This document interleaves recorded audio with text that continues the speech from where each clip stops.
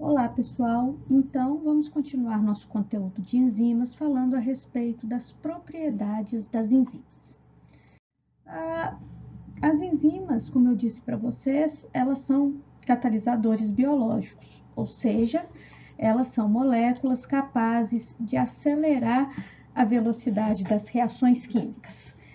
Elas não são consumidas durante a reação, ou seja, uma mesma molécula de enzima é capaz de ser reutilizada muitas vezes para catalisar a mesma reação, o que justifica a nossa afirmação seguinte a respeito das propriedades das enzimas, é que as enzimas atuam em pequenas concentrações.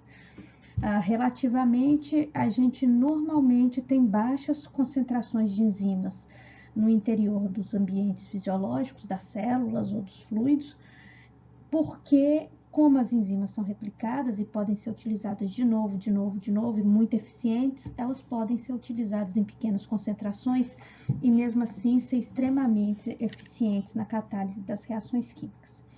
As enzimas, elas não alteram o equilíbrio químico das reações, como eu já disse para vocês, porque o equilíbrio químico da reação está relacionado à tendência que a reação tem de acontecer e não à velocidade que a reação acontece.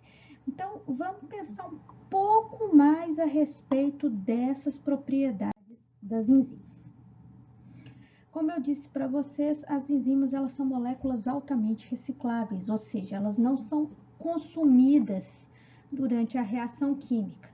Aqui eu estou mostrando, por exemplo, uma reação catalisada por uma enzima, que é a catalase.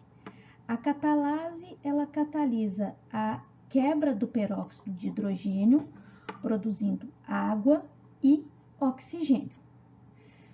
Nesse processo, a catalase não é consumida, ou seja, quando o substrato se junta à enzima, formando o complexo enzima-substrato, no sítio ativo da enzima, o substrato é convertido a produto. O produto, no caso aqui, os produtos são liberados e a enzima, ela volta a ser exatamente a mesma que era no início da reação, podendo catalisar a mesma reação muitas vezes.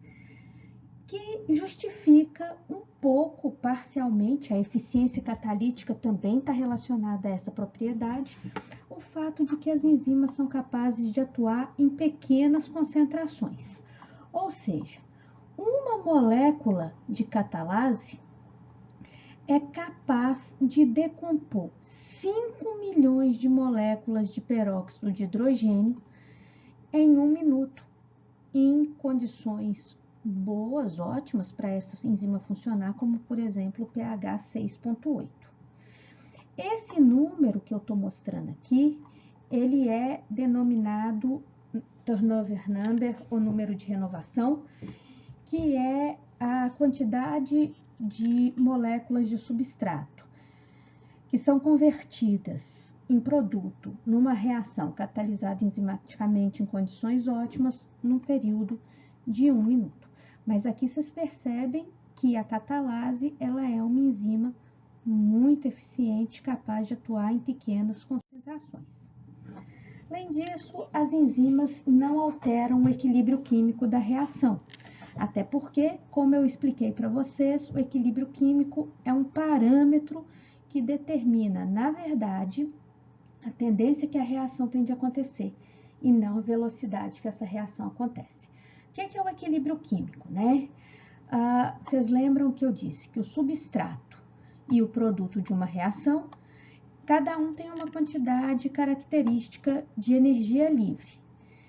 E o equilíbrio, ele vai ser determinado pela diferença entre a energia livre do produto e a energia livre do substrato. Ou seja, a tendência que uma reação tem de acontecer, ela é determinada pela variação de energia livre da reação, e essa variação de energia livre é a diferença entre a quantidade de energia do produto e a quantidade de energia do substrato, como a gente pode ver nesse gráfico aqui, ó.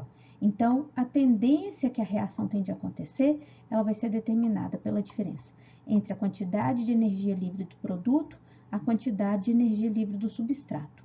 Nesse caso, como a quantidade de energia livre do produto é menor do que a quantidade de energia livre do substrato, essa reação tem uma variação de energia livre negativa, o que indica que a tendência da reação é acontecer no sentido do substrato se transformar em produto. Isso quer dizer que essa reação vai acontecer rápido ou devagar? Não. Isso quer dizer apenas o seguinte: se eu esperar a reação química acontecer, ao término do processo, a maior parte do meu substrato terá se convertido em produto. Isso não tem nada a ver com velocidade. O que tem a ver com a velocidade é a energia de ativação. Repetindo a definição, energia de ativação é a quantidade de energia necessária para que o substrato chegue ao estado de transição.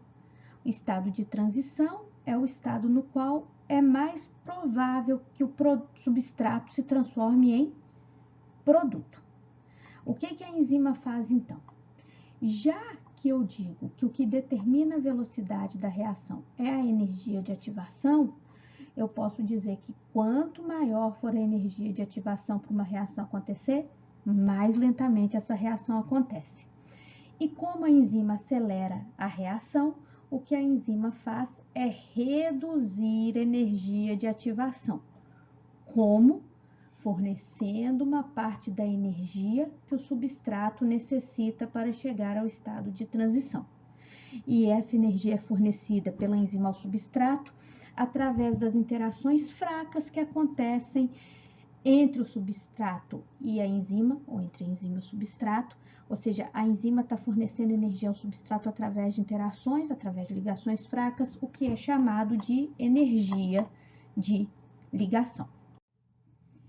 Além disso, uma última propriedade referente às enzimas diz respeito à sua especificidade. As enzimas, elas são muito mais específicas do que a catálise inorgânica, como aqui, por exemplo, eu estou mostrando para vocês. Então, aqui eu vou mostrar a hidrólise de várias moléculas orgânicas, então, macromoléculas, proteínas, lipídio e polissacarídeos, através da catálise inorgânica e da catálise orgânica. Quando eu uso o catalisador inorgânico, aqui eu estou usando a catálise inorgânica feita por HCl a quente, a gente observa que essa catálise funciona para clivagem de proteínas nas suas unidades básicas, que são os aminoácidos, dos triacilgliceróis em glicerol e ácidos graxos, do glicogênio em glicose, ou seja, uma ação inespecífica. Já quando eu uso um catalisador orgânico, uma enzima, esse processo ele passa a apresentar especificidade. Então, no caso aqui, eu estou usando uma enzima específica que é a fosforilase do glicogênio. Quando eu coloco a fosforilase do glicogênio na presença de proteínas, não acontece nada, a proteína não é quebrada, permanece inalterada. Quando eu coloco a enzima junto com triacilgliceróis, os triacilgliceróis também permanecem inalterados. Agora, quando eu coloco a fosforilase do glicogênio na presença de glicogênio, para o qual ela é específica, esse glicogênio ele é clivado e convertido à glicose. Então, aqui a gente vê que a enzima está catalisando uma reação de forma específica. Ela é capaz de converter glicogênio em glicose, mas ela não é capaz de catalisar a reação de quebra de proteínas ou de triacilgliceróis. Pessoal, por enquanto é só isso. A gente se encontra na nossa próxima aula e obrigada pela atenção.